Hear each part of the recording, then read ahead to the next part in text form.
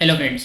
तो TY BCom की mid sem examination शुरू होने वाली है और उसी के कंटिन्यूएशन में रिवीजन सेशन हम लेकर आए हैं, जहां पे सारे के सारे सब्जेक्ट जो प्रैक्टिकल है उनके एमसीक्यूज अलोंग विद कंसेप्ट हम रिवाइज करवा रहे हैं।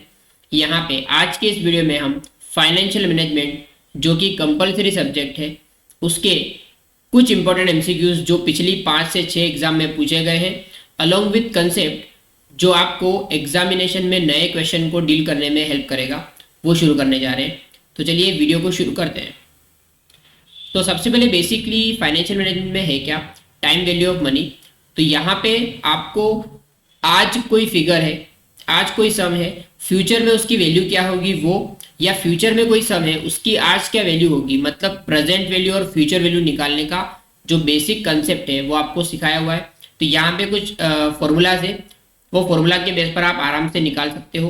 एमसीक्यूज में आएगा तो वहाँ पे हम इसको साथ साथ में डील करेंगे, तो इसको हम अलग से नहीं कर रहे हैं, इसको हम खाली देख रहे हैं, समझ रहे हैं। आगे जब हम एमसीक्यू करेंगे उसके अंदर कवर हो जाएगा ये चीज़, ठीक है। जनरली क्या होता है, आपका जो इंटरेस्ट होता है वो एनुअली कैलकुलेट होता है, पर कई बार क्या होता है कि आपका इंटरेस्ट क्वार्टरली बेसिस पे कैलकुलेट होता है। तो आपका इफेक्टिव रेट ऑफ इंटरेस्ट अगर आपको 6% बोल रहे हैं, but the effective rate of interest will be more than 6%, तो उसको कैलकुलेट करने का एक तरीका दे रखा है कि आपको अगर जब भी साल के अंदर 2 या 3 बार कंपाउंडिंग हो रही है तो उस टाइम पे हमको ये वाला फॉर्मूला जो है वो काम आता है, जिसका फॉर्मूला है रेट, मतलब effective rate of interest is equal to 1 + k raise to m - 1। तो जिसको यहाँ पे सोल्व कर रखा है, क्या कर रखा है कि साल का इंटरेस्ट 12% है, बट 4 बार वो इंटरेस्ट मिल रहा है, तो क्या करेंगे 1 + 12/4 रेज टू 4 - 1, ठीक है। तो इस तरीके से हम सोल्व करेंगे तो हमको इफेक्टिव रेट ऑफ इंटरेस्ट मिल जाएगा, राइट। तो ये आपका एक तरह से देख लेना है आपको। एक और इम्पोर्टेंट कंसेप्ट है डबलिंग पीरियड। डबलिंग पीरियड क्या होता है कि कितने साल में एक पर्टिकुलर इंटरेस्ट रेट पे आपका पैसा डबल हो जाएगा, ठीक है। तो एक है रूल ऑफ 72 जो काफ़ी ज़्यादा पॉपुलर है, आपने सुना ही होगा।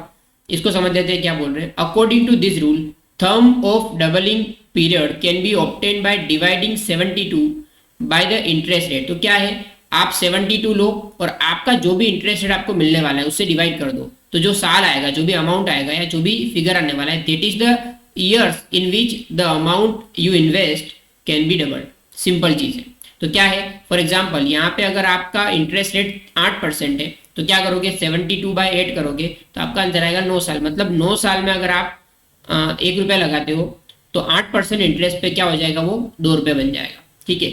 वही अगर बात करें 4% की तो 18 साल लगने वाला है। बट ये क्या है, यहाँ पे थोड़ा सा प्रिसाइज कैलकुलेशन नहीं है, ठीक है।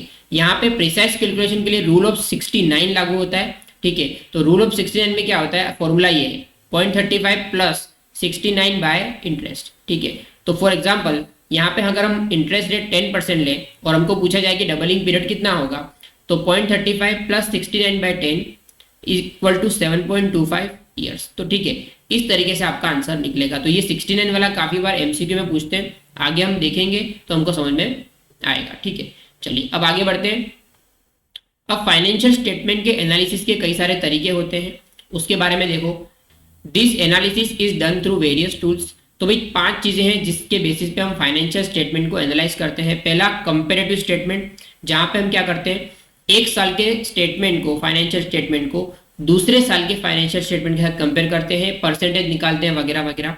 दूसरा कॉमन साइज स्टेटमेंट। अब यहाँ पे हम क्या करते हैं, हर साल 2 साल के फिगर्स को परसेंटेज में कन्वर्ट कर देते हैं। किसी एक चीज़ को बेच लेते हैं 100% और बाकी सारी चीज़ों को उसके परसेंटेज में डाल देते हैं और फिर कंपेयर करते हैं, उसको बोलते हैं कॉमन साइज स्टेटमेंट। तीसरा आता है ट्रेंड एनालिसिस, जहाँ पे हम क्या करते हैं, प्रॉफिट के ट्रेंड को या सेल्स के ट्रेंड को, मतलब 5-6 सालों के सेल्स के ट्रेंड्स को या कोई भी पर्टिकुलर चीज़ के ट्रेंड को, मतलब कितना परसेंटेज था, कितना इंक्रीज हुआ, कितना डिक्रीज हुआ, वो हम निकालते हैं, उसको बोलते हैं trend analysis. Fourth is funds and cash flow analysis and fifth is ratio analysis, जो यहाँ पे यूनिट 1 के अंदर काफ़ी डिटेल में हमको समझाया हुआ है, ठीक है। एक और चीज़ बोल रही है यूजर्स ऑफ फाइनेंशियल स्टेटमेंट, तो ये आपको सबको मालूम है, फाइनेंशियल एनालिसिस के यूजर्स ये लोग होते हैं। अब यहाँ पे मेन जो टॉपिक है, जो हमारा फोकस है, वो है रेशियो एनालिसिस, जहाँ पे आपको 4 तरीके के, बेसिकली 3 तरह के रेशियोज हैं, जिसके बेस पे आप अलग अलग तरीके से आपके रीजन निकालते हो कि आप एनालाइज कर पाओ उसके बेसिस पे। तो पहला होता है प्रॉफिटेबिलिटी रेशियो, ठीक है। तो ये आपकी एफिशिएंसी या ऑपरेटिंग एफिशिएंसी दिखाने के लिए फॉर्मूलाज होते हैं। तो सबसे पहला है ग्रॉस प्रॉफिट रेशियो, जिसमें gross profit divided by sales into 100 लेना होता है। Net profit margin ratio same, net profit by sales into 100।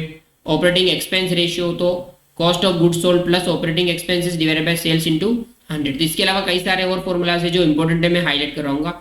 Return on total asset, ये काफी इंपॉर्टेंट है। इसका फॉर्मूला है EBIT 1 माइनस टी, ठीक है, EBIT 1 minus T divided by average total asset into 100, ठीक है। तो ये फॉर्मूला है।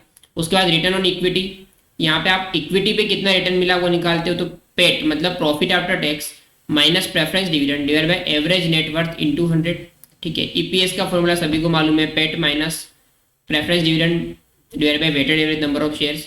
पे आउट रेशियो इतना ज़्यादा पूछते नहीं है। PE रेशियो हमको मालूम है, market price divide by earning per share. Dividend yield भी हमको मालूम है। अब आता है लिक्विडिटी रेशियो, यहाँ पे दो ही रेशियो से बहुत ज़्यादा इंपॉर्टेंट है। करंट रेशियो, करंट रेशियो क्या होता है, current asset by current liabilities, ठीक है। तो ये आपका करंट रेशियो निकलेगा। सेम तरीके से क्विक रेशियो होता है, जहाँ पे करंट असेट में से हम इन्वेंट्री माइनस कर देते हैं और उसको डिवाइड करते हैं करंट लाइबिलिटी से, तो मिलता है एसिड टेस्ट रेशियो या फिर क्विक रेशियो, ठीक है। तो ये काफ़ी ज़्यादा इंपॉर्टेंट है। अब आता है लिवरेज रेशियो, जहाँ पे हम रिस्क ऑफ डेट जो होता है उसके बेसिस पे अंदाजा लगाते हैं। तो debt asset ratio, debt to asset ratio क्या होता है, total debt by total asset. Debt to equity ratio, ये काफ़ी ज़्यादा इंपॉर्टेंट है।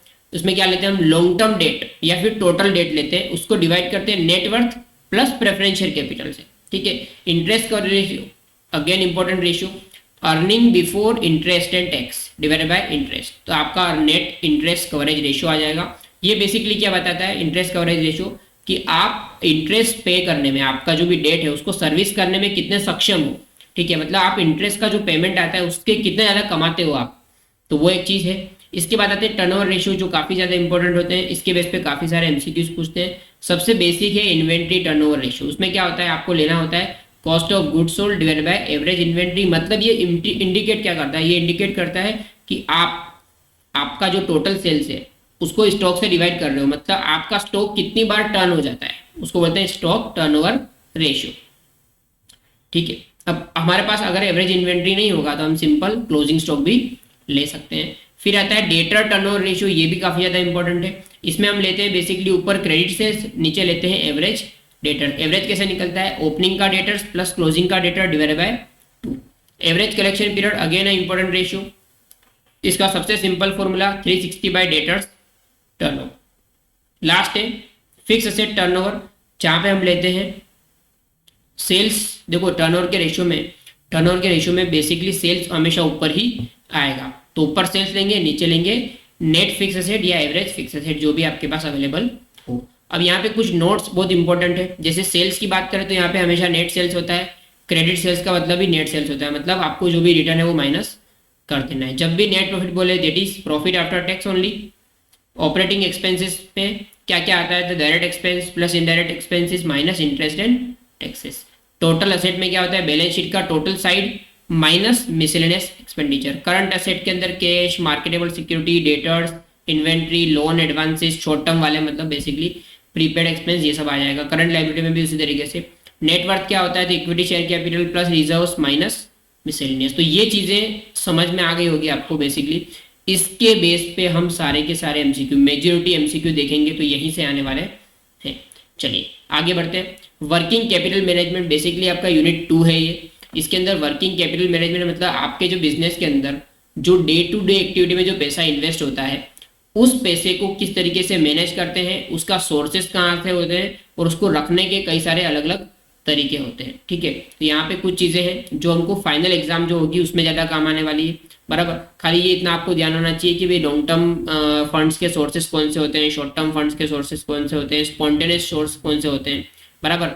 ये कुछ अप्रोचेस हैं वो भी हमको मालूम होने चाहिए। तो ये PDF में शेयर करूंगा तो वहाँ से आप पढ़ सकते हो, ठीक है। ऑपरेटिंग साइकिल क्या होता है, ऑपरेटिंग साइकिल मतलब सिंपल कि आप परचेज करते हो रॉ मटेरियल तब से लेकर आपका डेटर नहीं बन जाता, मतलब सेल्स होने के बाद डेटर ना बन जाए तब तक का पूरा साइकिल जो होता है उसको कहते हैं ऑपरेटिंग साइकिल, ठीक है। तो ये एक तरह से statement of working capital requirement बनाना पड़ता है जबकि फाइनल एग्जाम में आपको खासकर पूछा जाएगा।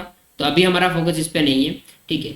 तो चलिए अब ये हमारा हो गया। एक और चीज इंपॉर्टेंट है जहां पे ऑप्टिमम केस, जिस तरीके से आपने पिछले साल कॉस्टिंग के अंदर एक मिनिमम इकोनॉमिक ऑर्डर क्वांटिटी समझा था, सेम तरीके से फॉर्मूला है डिटरमाइनिंग ऑप्टिमम कैश बैलेंस, ठीक है, जिसमें भी सेम वही फॉर्मूला है। क्या लेते हैं हम लोग, C is equal to under root में 2UP divide by S. You क्या बताता है, यू बताता है एनुअल या फिर मंथली आपको कितना पैसा चाहिए। पी बताता है कि भाई आपका फिक्स कॉस्ट पर ट्रांजेक्शन की पैसा उठाने का या निकालने का पैसा जो लगता है वो कितना लगता है। एस जो है वो आपका अपॉर्चुनिटी कॉस्ट। तो इसके बेस पे भी आपको एक आध एमसीक्यू पूछ ले तो आप बता सकते हो। इसको बोलते हैं William J Baumol's economic order quantity model, ठीक है। इसके बेस पर इकोनॉमिक ऑप्टिमम कैश लेवल का फॉर्मूला इन्होंने बनाया हुआ है, राइट। चलिए अब हम शुरू करने वाले हैं डायरेक्टली एमसीक्यूज। हम लोग 2014 से 14-15 से लेकर 21 मार्च 21 में जो आपकी एग्जाम हुई थी वहां तक के सारे एमसीक्यूज कवर करने वाले हैं। यहाँ पे यूनिट 1 एंड 2 के जो एमसीक्यूज थे वही रखे। कई बार क्या होता है यूनिट 1 एंड 3 पूछा जाता है एग्जाम में, तो मैंने यूनिट 1 एंड 2 के ही एमसीक्यूज रखे हैं क्योंकि आपका सिलेबस भी उसी एग्जाम के हिसाब से डिजाइन किया हुआ है, राइट। चलिए एक एक करके सारे एमसीक्यू शुरू करते हैं।